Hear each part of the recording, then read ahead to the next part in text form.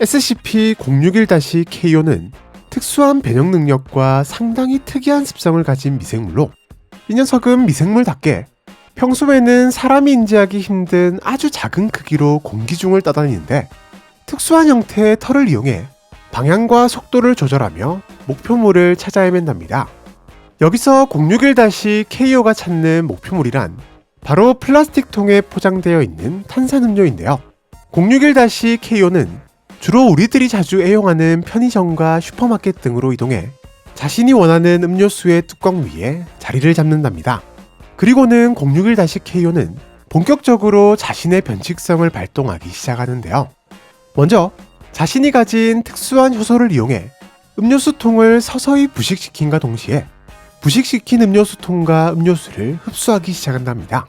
그렇게 음료수 하나를 완전히 흡수한 061-KO는 몸의 형태를 이전과는 완전히 다르게 변형시키는데, 먼저 단단한 외피를 만들어내며 이 외피는 점차 변형을 거쳐 플라스틱과 비슷한 형태가 되는데요. 또한 색깔마저도 자신이 흡수한 음료수통과 똑같은 색으로 변형된답니다. 네, 맞습니다. 061-KO는 자신이 흡수한 음료 제품과 똑같은 형태로 몸을 변형시키는 것인데요. 이는 음료수통은 물론 뚜껑과 내부의 음료수까지도 완벽하게 똑같이 흉내낸답니다. 단 이때 뚜껑 내부에는 날카로운 가시 조직이 위아래로 자라나며 음료수를 흉내낸 내부 액체에서는 새로운 061-KO 개체들을 만들어내는데요. 이 모든 과정은 061-KO가 가진 본능적인 감지 능력을 이용해 누구의 시선도 느껴지지 않을 때 진행하기에 변형 과정을 누군가에게 들킬 경우는 거의 없다고 봐도 무방하답니다. 그렇다면 이쯤에서 드는 궁금증 하나. 도대체 061-KO는 무엇을 위해 변형 과정을 거치는 것일까? 그것은 바로 또 다른 061-KO의 번식을 위해서인데요. 완벽한 새 음료 제품의 모습으로 탈바꿈한 061-KO는 가만히 누군가가 자신을 집어들기만을 기다린답니다.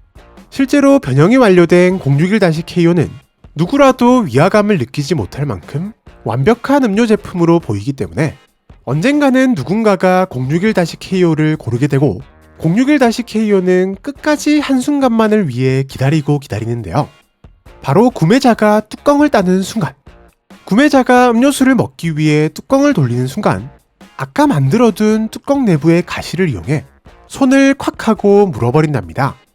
실험 결과 061-KO가 물었을 때의 고통은 총알개미에게 물렸을 때의 고통과 비슷하기에 자연스럽게 061-KO는 땅바닥으로 떨어지게 되고 안에 있던 내용물이 쏟아지면서 그 속에서 자라나던 061-KO 개체들은 공기 중으로 흩어져 또 다른 음료수를 찾아 먼 길을 떠나는데요. 현재까지의 연구 결과 사실상 061-KO의 활동 지역은 한반도 전체인 것으로 밝혀졌으며 061-KO의 정확한 정체나 목적, 그리고 왜 하필이면 음료수를 이용하는지에 대해서는 현재도 연구 중에 있다고 하네요. 사실상 미생물 상태의 061-KO 개체들을 확보하는 것은 불가능에 가깝기에 현재 재단은 음료 제품으로 변형된 개체들을 확보하는 데 집중하고 있으며 현재까지 약 3,000개의 061-KO 개체를 확보했는데요. 하지만 아직까지 미생물 상태의 개체나 발견하지 못한 변형된 개체가 있을 가능성도 있기에 추가적인 확보를 위해 날카로운 탄산음료의 뚜껑이나 탄산음료로 인한 부상과 관련된 정보를 지속적으로 수집하고 있답니다. 여담으로 한국에서 발견되고 한국에서 활동하는 SCP인 만큼 어쩌면 여러분들도 충분히 만날 수 있는 존재인데요. 만약 유독 뚜껑이 날카로운 음료 제품을 발견한다면 가능한 뚜껑을 절대로 만지지 않아야 한다는 사실을 기억하시길 바랍니다.